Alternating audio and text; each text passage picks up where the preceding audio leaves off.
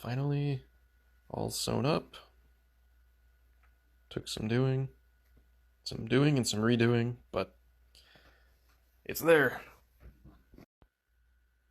Stick to undo the buckle. Look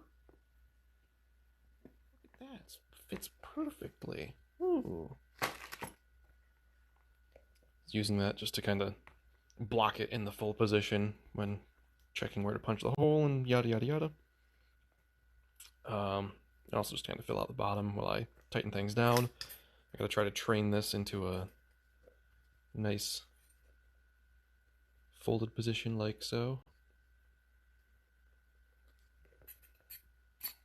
Just oiled it. Let's see, the brain tan took on a little more of a honey color.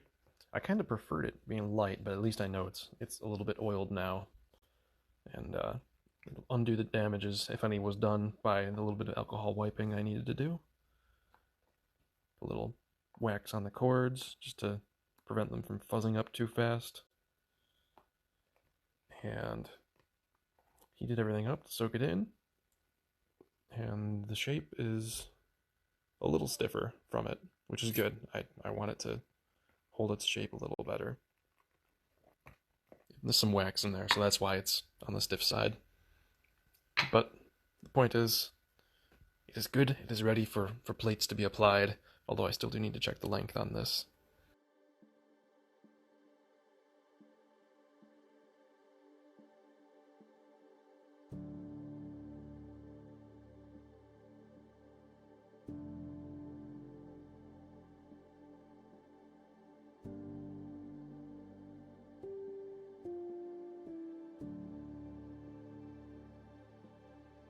Okay, my small army of brass plates all punch so they have their ruffly edge. Just going through now. After I punched them, now I've got to go through, take these corners off. So take it from sharp corners to round corners. That way you don't just have things slicing other things up. And then, actually I'm not going to use this one, but then I need to go out and grab my cold chisels. So I need to find one that's big enough to span this distance, so I can go through on each one of these and give it a whack, and put in those little lines right there.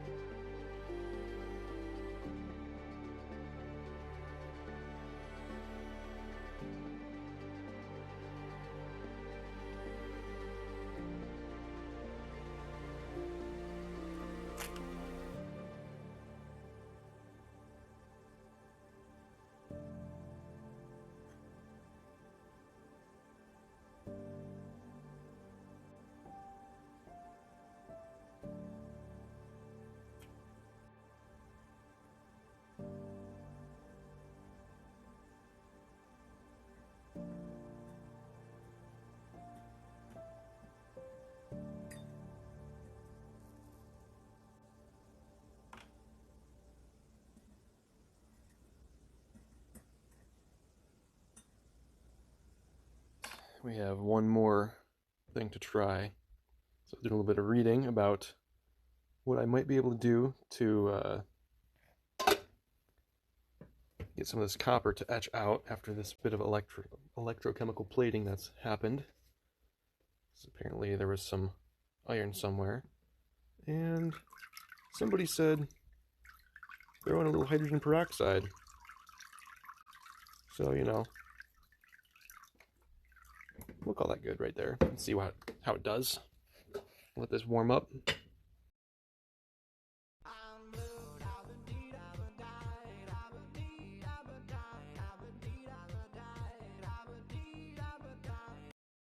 Alright, so I do a little tool modification here. So I have these These countersunk 1/8 inch brass rivets. And surprisingly, none of these holes were 1/8 inch, so I had to take the next closest one right there, bore it out with some carbide bits, so now it fits an 1/8 inch piece of stock, or whatever you want to call it. Is that one? Is that the right one? No, it's this one. It's a tight fit, which is good, because that holds it still as I take the ball peen hammer and work around the edges to transform that countersunk head into, oops, there we go, something more like that. Something domed. So these, all the rivets here were handmade. That was absolute insanity. I've said that before, I'll say it again. Hence the, take an existing rivet and modify it to match something like this, because I really don't want to make all my rivets by hand again, because I'll go insane if I do.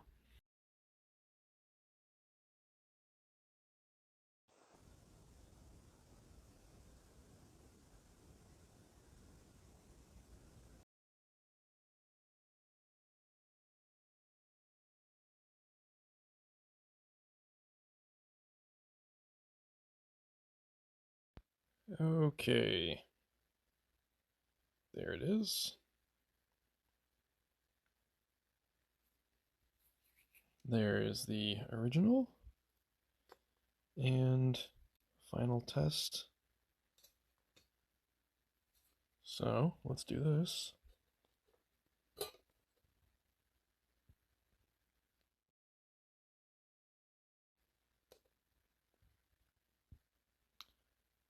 It's pretty close.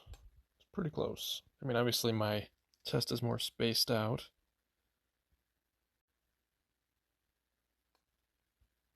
I think we're good. Let's try this. Okay, so the original. And second guess ourselves as usual.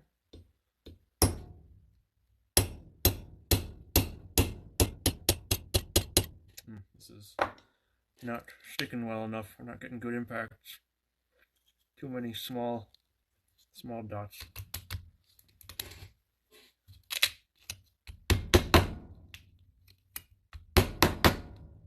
Violence is the answer.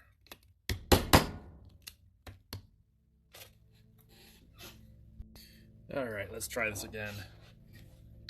Should stick a little better. Should have most of our force imparted to our plate.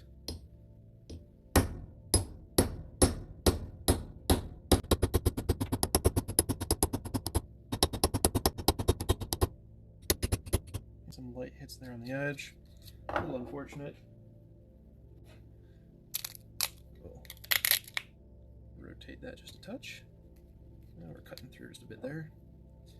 Next section. Actually, keep going.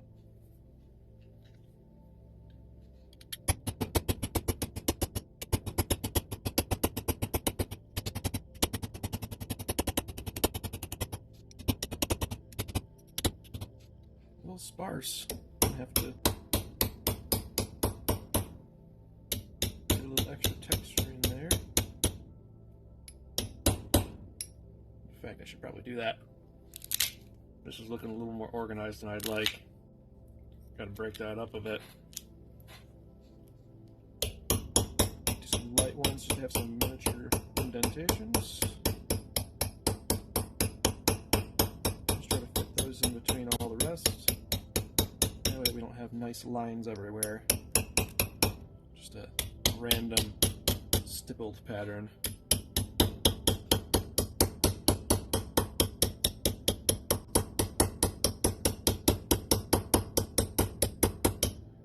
Hovering over when I tap at pecs. Don't want to overdo it. You certainly don't want to underdo it either. Yeah, that's pretty good. Next. I don't like that. I like it this way better. Well, the lighting is better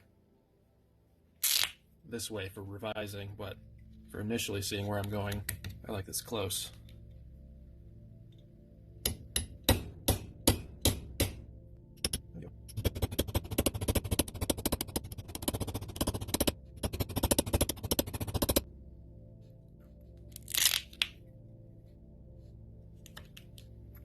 Yep. The key to being random is being random. Don't be organized.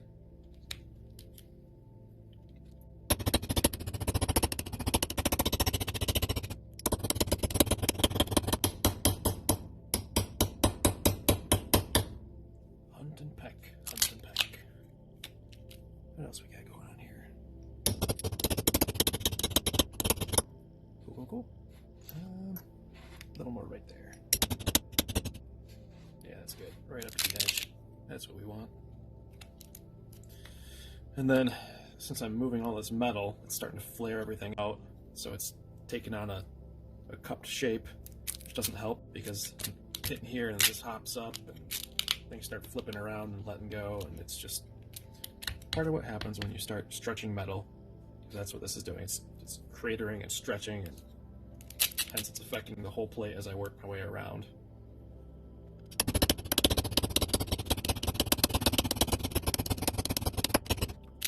Alright, how's that looking?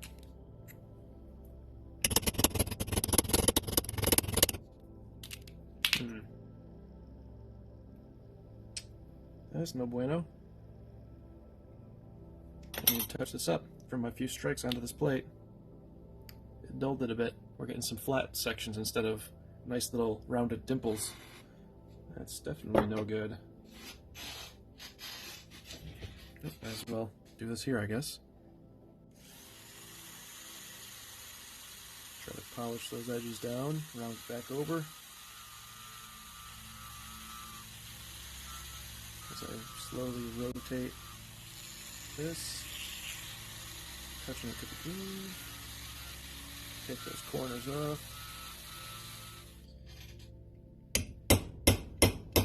Oh yeah, that's better. So, look at that. You can see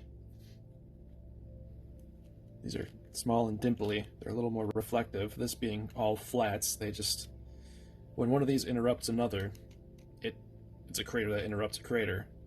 When these interrupt one another, it just kind of, it's just a flat and a flat and a flat and slightly angled. It's not as rich of a texture. Not nearly as nice.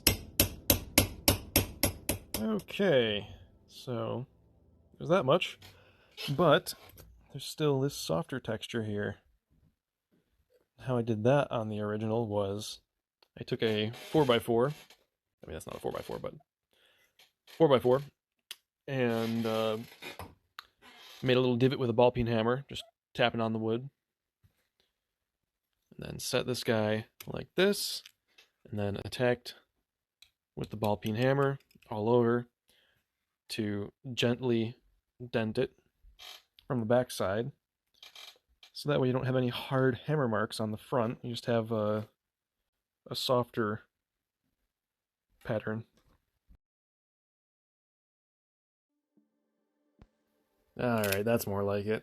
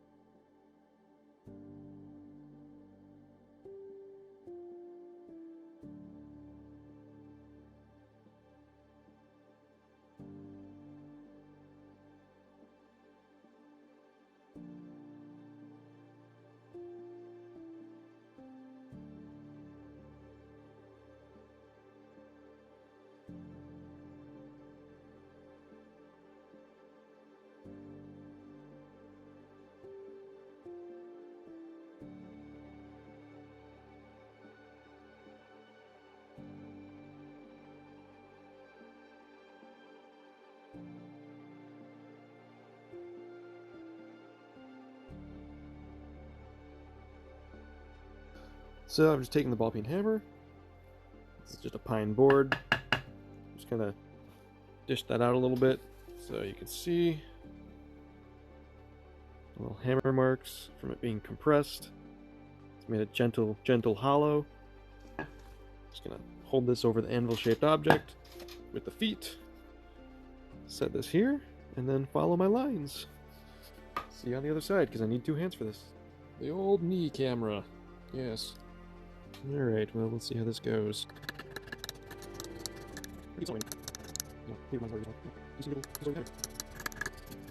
Now, let's bring it over to a nice flat plate here, and give it some taps with the rawhide mallet.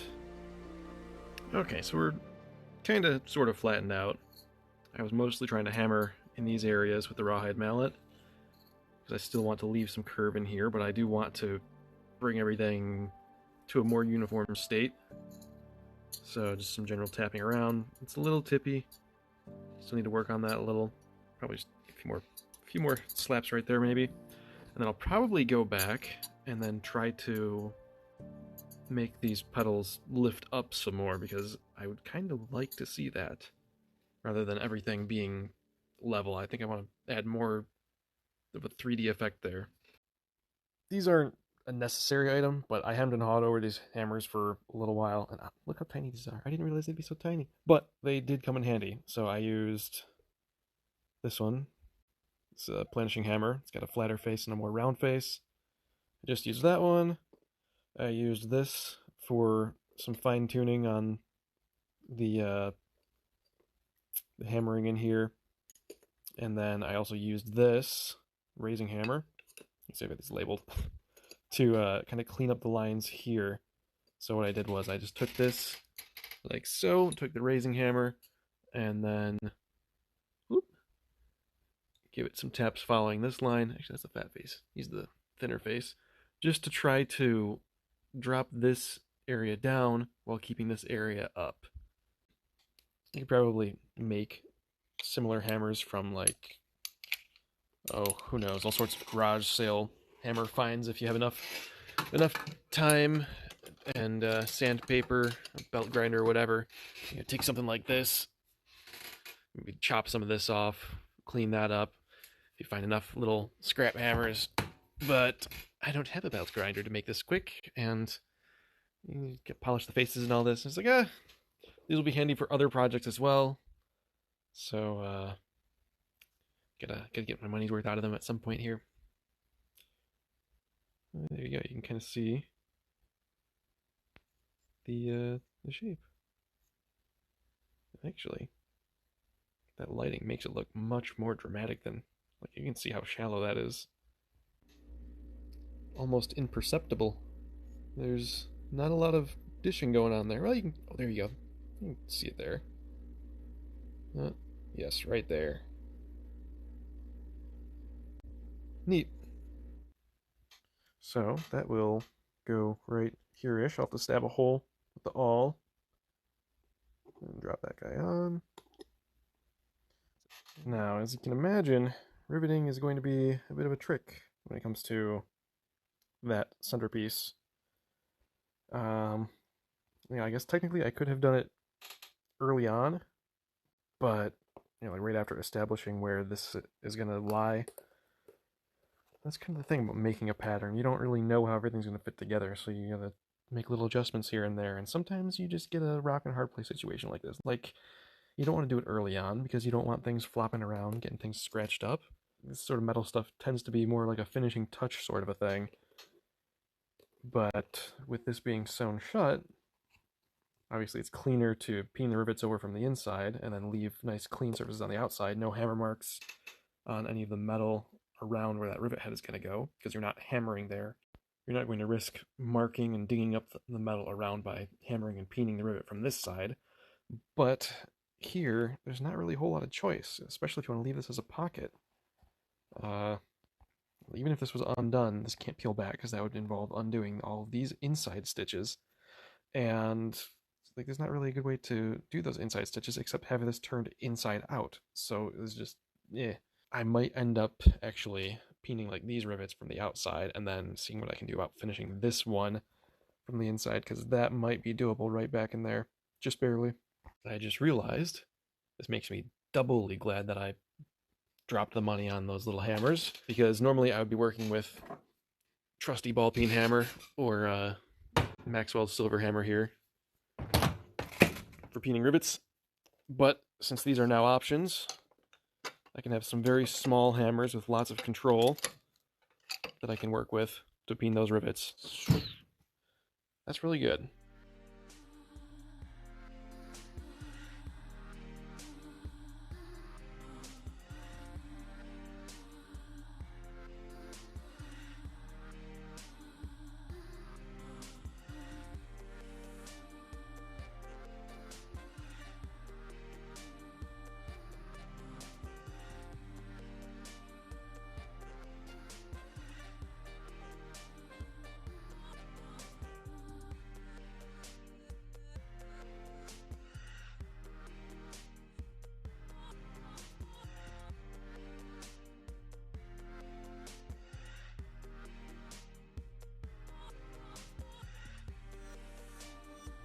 I turned the noisemaker on, so you're just gonna have to deal with that. But the edges are still pretty raw on this. I'm gonna have to go around and trim those up a little bit. Not trim them up a little bit, dress them a little bit. Make sure I hammer just so and take care of that. But it's crazy. Oh my gosh, I was nervous about that at first, and now I'm like, why was I nervous? This is amazing. Let's get a little action before my battery dies. So I'm going to take the round-headed one and go around the outside. And I'm going to have to be careful when I peen these that I tweak this a little bit because it naturally wants to run this way. And that's not okay. That needs to be centered. But anyway, that will dress those edges. So I'm just going to make sure I have good support here on the back. So I'm taking that to the corner. Ooh. And we're just going to tippity-tappity. Knock those edges down. Gently, slowly, carefully.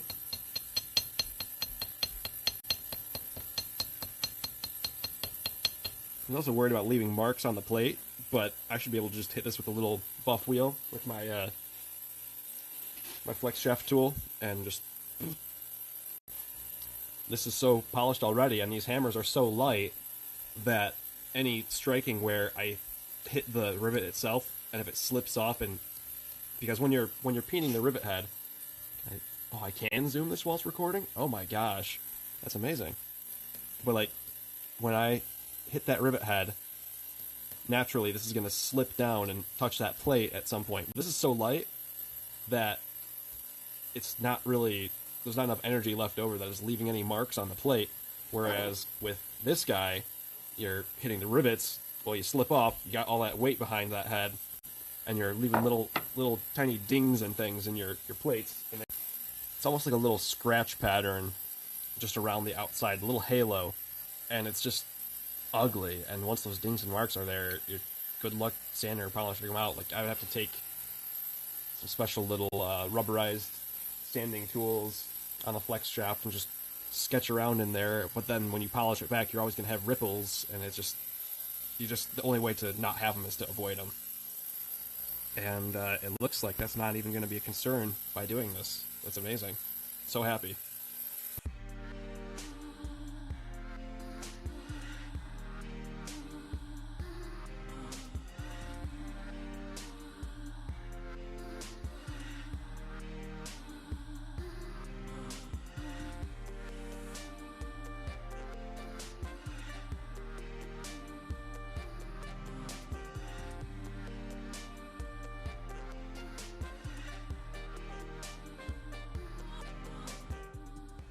Took a little doing, but we are riveted.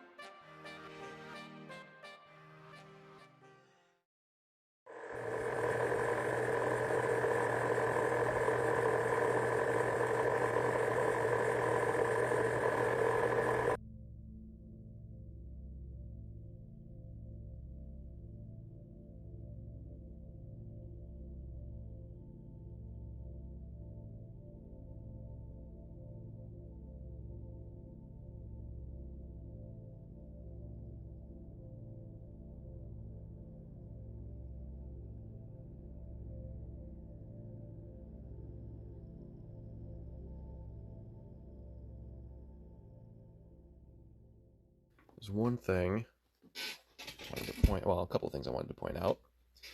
I'm not sure I like how big these rivets are, but the alternative is grinding them all down. I'm not sure that they're so big that they're absolutely horrible. Because honestly, uniformity goes a long way in making something that, you know, say it was just a few, would probably look very, very, very off as far as proportions go. But once it's uniform across it all, it suddenly seems more acceptable. And I don't know, this kind of reminds me of early on.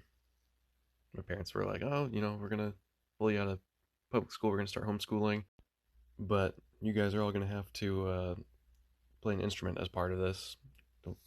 So we'll start you off. You got to do a year of piano, and then you get to switch to whatever."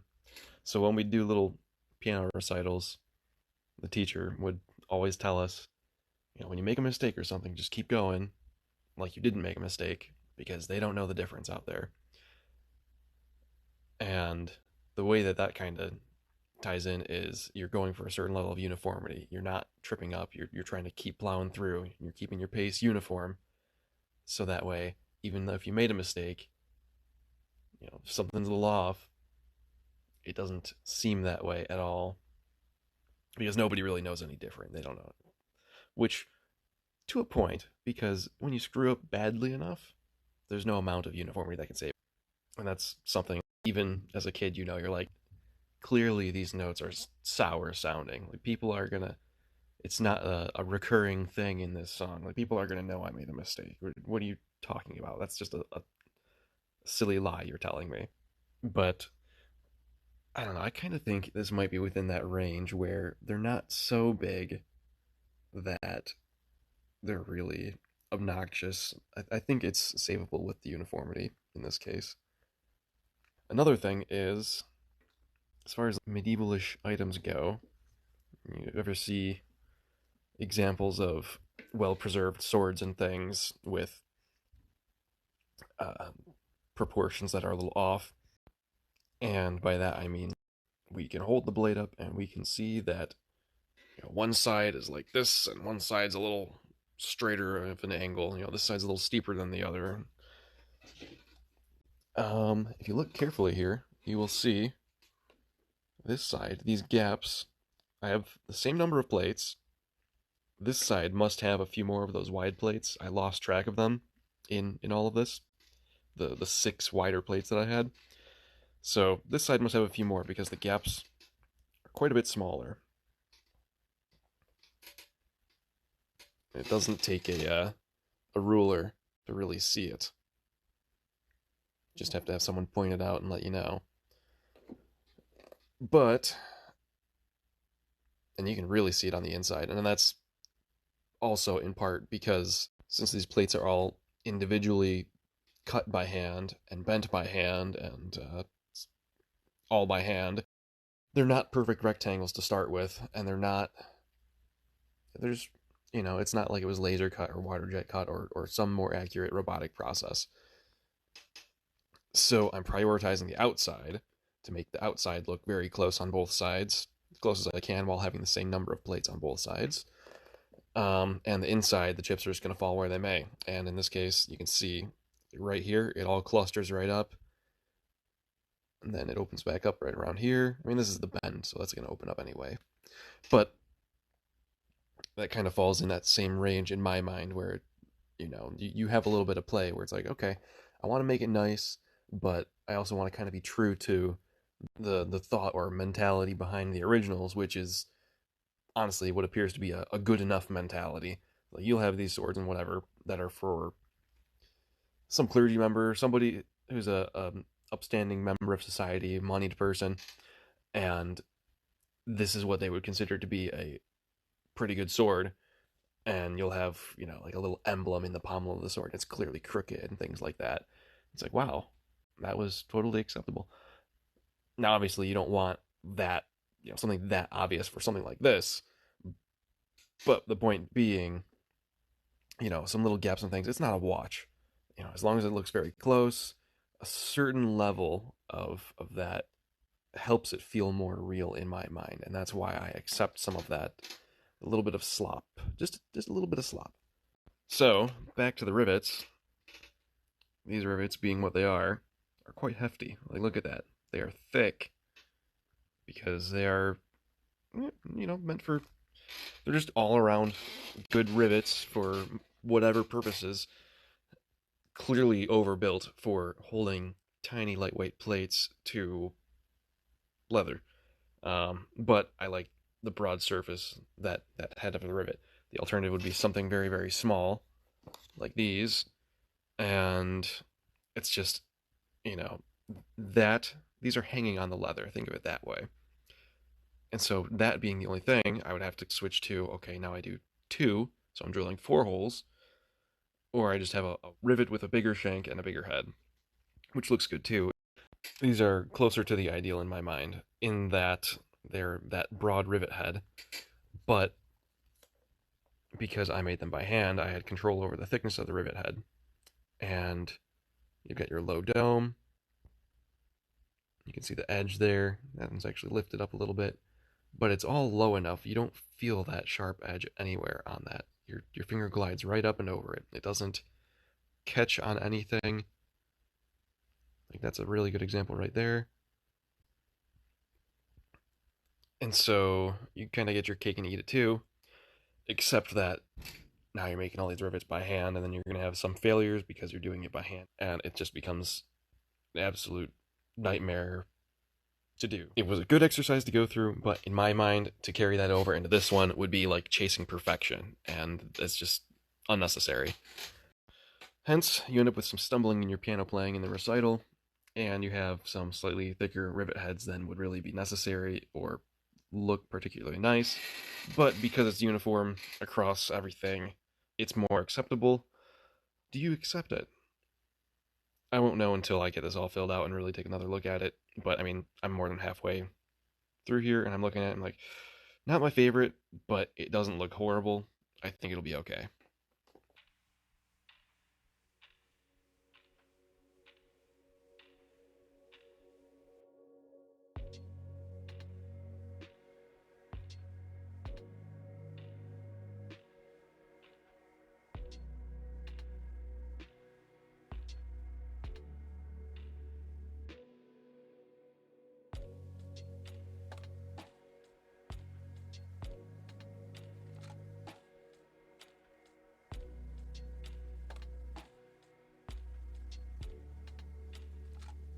That's where I'm deciding to leave my mark.